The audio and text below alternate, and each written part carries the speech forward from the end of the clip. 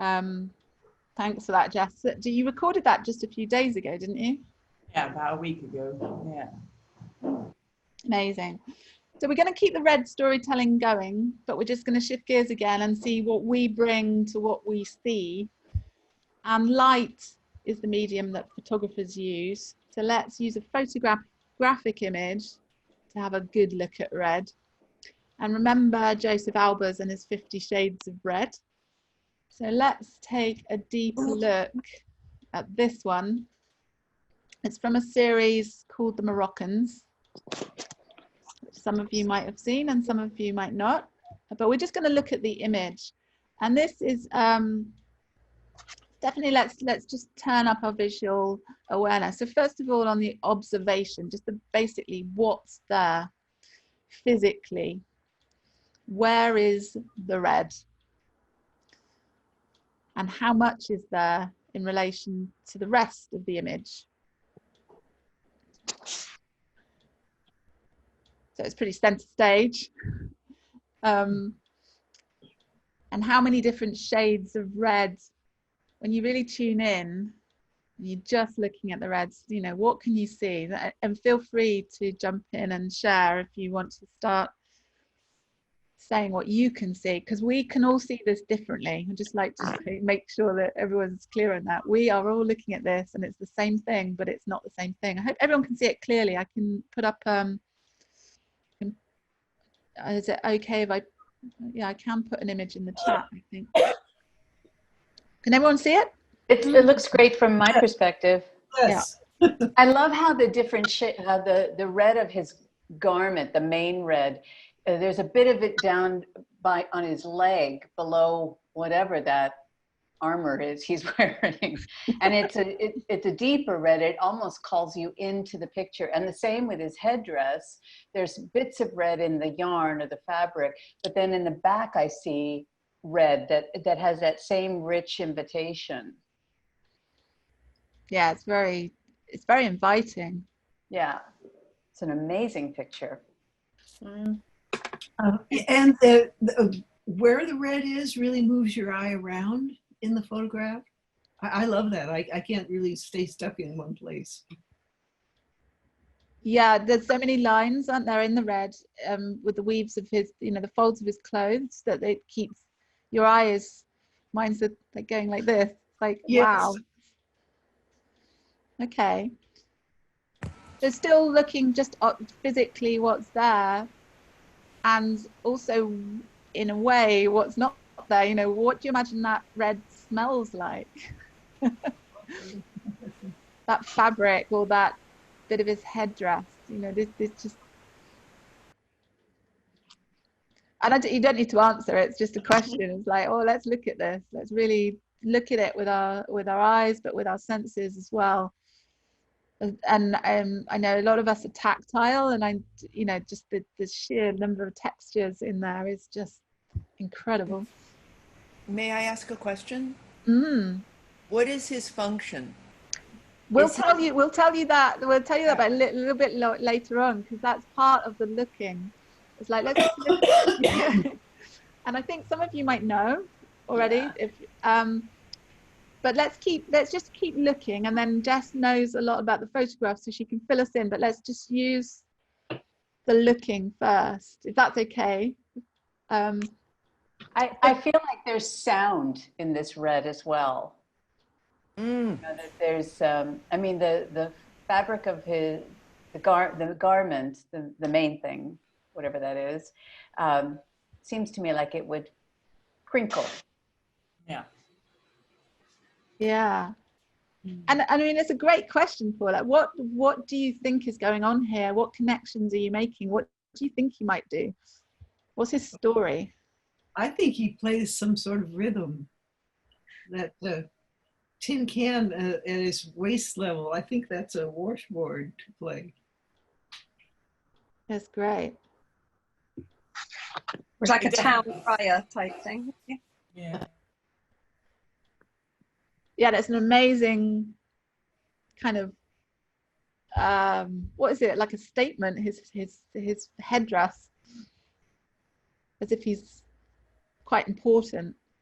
And it goes well with his beard.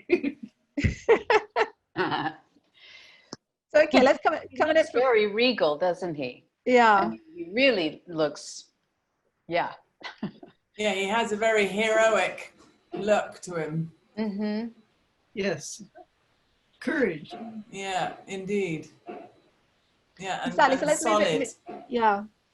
Moving into sort of the expression in this photograph, emotionally, what words might describe it best? How does it make you feel?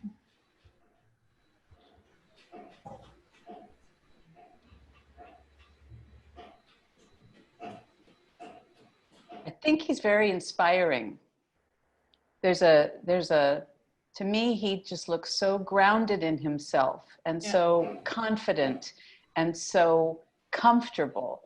You know, he's looking right at us, me, the photographer, and there doesn't seem to be a moment's hesitation in his bearing. Yeah, I'd add to that actually, because the word that comes to mind is reassurance. I feel like he's like a tree almost. Yeah. Oh, I love that.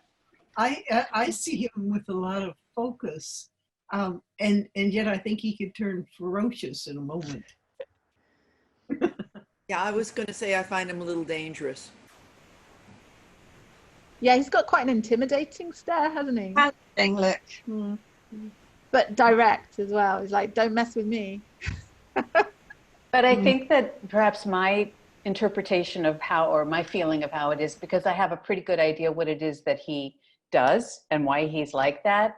And so that helps me feel more comfortable with his presentation, I think. You know, I don't have to tick those boxes that I'm safe now with him, because I know that there's actually quite a bit of humor in how he presents himself. And I believe that he's dressed to attract me to him, not to repel me away from him. Yeah, that's I feel like he looks like a traveler. Yeah, yeah. And so in that sense, he's telling me that he's got a lot of stories, not only his own, but he's heard from others. I really feel like he's a sponge for stories, and he's been around a bit. So what would he say if he was just about to speak? What does what might he say? I mean, in English, not, I mean, just communicating, not, I don't speak Arabic, but I wonder what he'd say. You might say, give me some money and I'll tell you a story.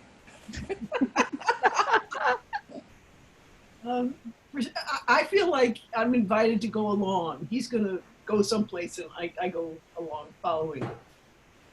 Yeah, I think he's going to say, let us begin. Let us begin. I love that.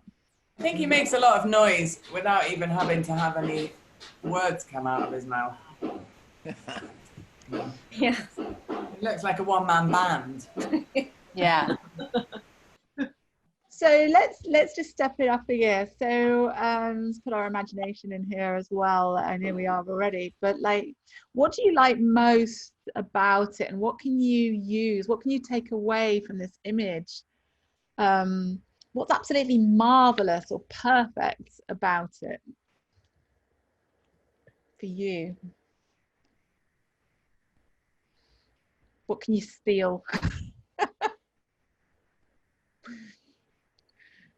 I'm struck by the focus of the photographer, that there's no distraction here. It invites me for a laser focus on this man and the complexity of him, but the black background and the clarity, it just, yeah, so I see focus. I really like, I think this person uses what he finds, like what he's holding. You know, that one thing in his left hand, it looks like a thing you'd use to change the tire. Yeah, where does he find these things? And threads of his headdress. I mean, that could be the leftover yarn from carpet or something. So. But I bet those yarns have got some stories to tell. Where did they come from? I would say he looks, you know, his face is just full of dignity, and yet actually in some ways he does look slightly ridiculous. It's like, yeah, those on his, the yarns on his head look like a curtain pull that I've got, like lots and lots of those. It's but he's self-assured and full of dignity. I don't know. Yeah, dignity is a great word. With that. So how could you make this more beautiful? What else could you add to it, if anything? Well, Again, that's just a question. It's not a. I'm itching to see if what we see on the left-hand side, if that's kind of a skirt and it goes all the way around to the other side. Yeah. I get a really strong sense of smell from it as well. I can't put my, I imagine there's going to be some sort of, I don't know why, but I get in sort of a petrol-y smell. Sorry. Like a sort of, you know, that sort of smell of, yeah. Like there could be fire involved, or, you know, like something, you know. Well, that's interesting you say that as an element. Fire. Quite interesting. Of like that the cloth in the red that he's wearing is almost like flames in some places. When I think he's got a special brew in those cots. He's got a special brew thing with him that the smell comes there for me. There's something. So Jess, would you like to tell us who he is and what he does? Sure. This is well, I tell you about the photographer is Layla Alawi. She was a journalist and an artist and a portrait artist who did a whole series I highly recommend called The Moroccans. And he is in fact a water seller. A water seller. So he would, before, you know, bottled water and cans of lemonade arrived in Morocco, but even until the old world, until recently, he would sell water. He'd collect it from the local fountains, stroke spring water. I know a lot of them in Fez, they would collect it as close to the mosque as possible so that they would say that they had almost blessed water. But a lot of the water around the Fez mosque, the main mosque, is in fact spring water. And so it's fresh water, and he would sell it. What he's got in his bag is God only knows, but he has a bell to tell people that he's around. And he actually, on his shoulder, which you can't see, is a goat skin, which holds the water, and it's kind of, it's a little bit like a bagpipe, because the goat skin is full of water, and then he has what he's got in his hand that looks like a musical instrument is actually the tube where the water would come out, the spout of his goat skin bag. I can only presume that the tin that is squashed in front of him is for his coins. I've no idea in that sense, and they always wear, but not quite so elaborate. He's got an extra elaborate, but they always wear very large hats, and they always wear red. And he's known as the water seller, and so you can look them up, and there will be many on Google Images, Moroccan water sellers. I hope they come back after COVID. That's my big pray. Yeah. No, Kim, have you got anything to add? Oh, you know, of course, so those of you who don't know me, I lived in Fez for 5 years, and there was a water seller who frequented the Medina there, and I just, you know, it reminds me of him. But yeah, and I'm kind of thinking that bit around his waist that he might have, it looks like it's got some ridges on it, that he might use it to add to making a little bit more noise. He can ring his bell, and he might use his money cup to possibly, but yeah. Paula, did you ever meet a watercolor in Morocco? In Marrakesh, Yeah. in the Gemofna, you know, there's always Yeah. one or two of them when you first walk in. Yeah.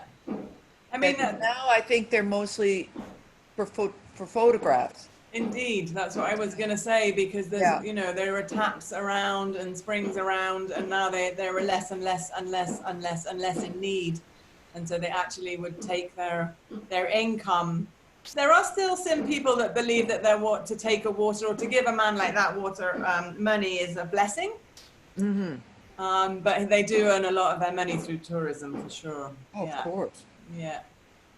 Well, that's great. Thank you so much for explaining that image. And there's so much to learn just from one single image if we stop long enough to just look and bring ourselves to meet it and to meet him. So what can we do with this looking, this observation, perception, expression, whatever, imagination? What can we actually do with it? So what can you do with it? I know we all work in different mediums, or we all have an idea of ourselves as doing that, but we could take something from this, from looking at this, just even if it's just one thing. You know, we've mentioned a lot of really amazing, powerful words and descriptions, and there's something around him and how he is, but also, as it's been mentioned, about how the photographer has responded to him and how she has captured something very special. So if you can do anything from this image and how it appears, to take a little creative risk yourself, what might it be? For instance, you could take a photo of someone strong or or whatever quality that you, for instance. Or another thing, red is center stage here, but it's just in the clothes. So maybe there's some way of putting red center stage in whatever medium that you use or you'd like to use. So it might be the center of a story or a poem or a song. And if there was some sort of theme tune to go along with him, you know, what might that, or a rhythm, or I know we've got musicians in the room. Which qualities might you use in this, or ideas that spark, and not just in the practice that you might already have, but in something that you might want to try, inspired by this, and using your home and what's around you as a sort of potential source of materials, ideas, anything. Has anyone got any bubbling thoughts on this they might want to share? I want to make a big tassel with ribbons and all kinds of fibers. So somebody said they had a curtain pull. And I don't have a curtain like that, but So the headdress is inspiring. The tactile, right? Okay.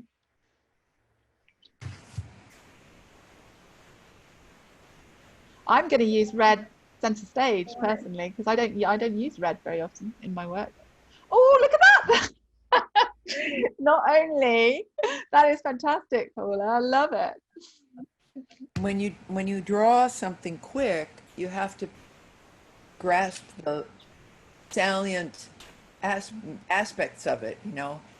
And I could just spend a whole afternoon doing improvisations, drawing improvisations, etc., based on that headpiece. Yeah. So, Belle, have you got any thoughts? You look thoughtful.